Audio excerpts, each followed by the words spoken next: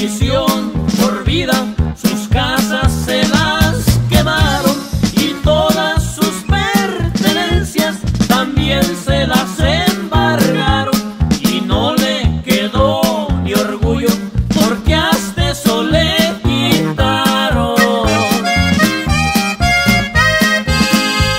Las hembras que